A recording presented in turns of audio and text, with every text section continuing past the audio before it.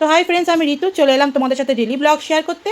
তো অনেক দিন পর ডেলি ব্লগ দিচ্ছি, কারণ টাইমে হয় না বলে দিতে পারি না। তো মেয়ে সকাল সকাল বললো, মা আজকে সুজি করে দাও, মেয়ে যেহেতু স্কুলে যাবে, মেয়ের এক্সাম চলছে ওই জন্য।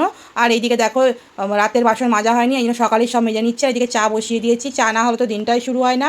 আর আমি 2 টাইমই চা খাই, সকাল বিকেল। আর দুধ চাই খাবো, লাল চা খেতে ভালো লাগে না। তারপরে এদিকে সুজি দেখো জল দিয়ে দিয়েছি। মেয়ে বললো, মা একটু যেন মিষ্টি হয়। তো তারপরে দেখো ঘরটার কী অবস্থা। তারপরে ঘরটাকে চাদর ফাদরগুলো গুছিয়ে নিয়ে, আর এই চাদরটা আমার খুব ভালো লাগে, এটা আমি মিশো দিয়ে নিয়েছি। তোমরা যদি কমেন্ট করে জানতে চাও তাহলে আমি লিঙ্ক দিয়ে দিতে পারি। তো তারপরে দেখো চাদর ফাদর গুছিয়ে নেওয়ার পর খেতে বসে গেছি। একই থালায় নিয়ে নিলাম 2টো চামচ নিয়ে, মেয়ে আর আমি। তারপরে মেয়েকে খেতে দিয়ে খাইয়ে দিচ্ছি, আর বই পড়ছি যেহেতু ওর এক্সাম চলছে তো ওই জন্য। আর তারপরে ইয়ে আমার ব্লগ তোমাদের কেমন লাগে অবশ্যই জানাবে। আর প্রচুর গরম পড়েছে, এতটা গরম পড়েছে কি বলবো। তারপরে মেয়েকে দেখো ফুল দিয়ে আসতে যাচ্ছি। তো দেখো এই ভিউটা এত সুন্দর লাগে না কি বলবো। তো মেয়ে যাচ্ছে, তারপরে ওকে দিয়ে এসে রান্না বসিয়ে দিলাম। ওইদিকে ভাত হচ্ছে, আর এদিকে ইলিশ ভাপা করব সর্ষে পোস্ত দিয়ে।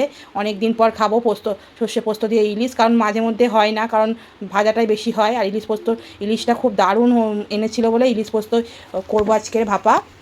তো কড়ার মধ্যে তেল, তারপরে পোস্ত, ওর মধ্যে কাঁচা লঙ্কা সর্ষে একসাথে মিক্সিতে পেস্ট করে নিয়ে, তারপর কালো জিরে, হলুদ, নুন আর সামান্য একটু চিনি দিয়ে ভালো করে গুলিয়ে নিয়ে, তার মধ্যেই একটু চেখে নিলাম যে নুনটা ঠিক হয়েছে কিনা। নুনটা একটু কম হয়েছে তো নুনটা দিয়ে দিলাম। তারপরে ইলিশ মাছটাকে দিয়ে দেবো। আর যেহেতু মেয়ে ইলিশ মাছ খায় না ওই জন্য চিংড়ি মাছ দেবো ওর জন্য। তো ইলিশ মাছটা কাঁটা হয় তো ওই জন্য বাচ্চা মানুষ খেতে পারে না, ওই জন্য বললো মা আমি কিন্তু ইলিশ মাছ খাবো না। ঠিক আছে, তোমাকে ইলিশ মাছ খেতে হবে না, তোমার জন্য আমি আলাদা কিছু করে দেবো। তো ভাবতেই পারি না এই জিনিসটা চিংড়ি মাছ দিয়ে পোস্ত আমি ভাপা ওকে করে দিই। তো ভাবলাম একই সাথে সবই করে দিই, আর জ্যান্ত চিংড়ি তো খুব ভালো হবে, তো ওই জন্যই। তো খেতে না দুর্দান্ত হয়েছিল। আর ইলিশ মাছটা প্রচুর টেস্ট ছিল। আর এই টাইমে ইলিশ মাছ ডিম ভর্তি ছিল, তো দাদাভাই ডিম দেখেই নিয়ে এসেছিলো বাজার থেকে। তো তারপরে দেখো আমি ভাপা বলতে আমি কড়াই দিয়েই করি, টিফিন কারির মধ্যে এতটা বড় টিফিন কারি নেই তো ওই জন্য কড়ার মধ্যে দিয়েই করি। তো দেখো কালারটা কেমন হয়েছে অবশ্যই কমেন্ট করে জানাবার। খেতে তো দুর্দান্ত হয়েছিল। আমার মেয়ে বলছে মা খুব সুন্দর হয়েছে। আর এদিকে মা পাঠিয়েছিল কচুর লতি আর হচ্ছে চিকেনের স্কিন তরকারি করেছিল ডাঁটা দিয়ে, খুব সুন্দর হয়েছিল। তারপর দেখো মেয়ে স্কুল থেকে এসে স্নান করে নিয়ে ফ্রিজ খুলে ডেয়ারি মিল্ক খেতে লেগে গেল। ও ডেয়ারি মিল্ক খেতে খুব পছন্দ করে, বাচ্চা মানেই ক্যাডবেরি খেতে পছন্দ করবে। তারপরে দেখো জব করে মেয়েকে ডাকলাম। তো দেখো এগুলো কী বলো তো, এগুলো হচ্ছে ভেড়া। অনেক দিন পর দেখলাম, আগে ঠাকমা এগুলো পুষতো, ভেড়া দেখে ঠাকমার কথা মনে পড়ে যায়। তো দেখো খাবারের থালি পুরো রেডি করে নিয়েছি। তারপরে সন্ধ্যেবেলা চা নিয়ে নিয়েছিলাম, চাটা চিনি দিতেই ভুলে গেছিলাম, আর চিনি দিয়ে গুলছি। আর এই চাদরটার মধ্যে যেটাই ভয় করছিলাম সেটাই হলো, চাদরের মধ্যে চা পড়ে গেল।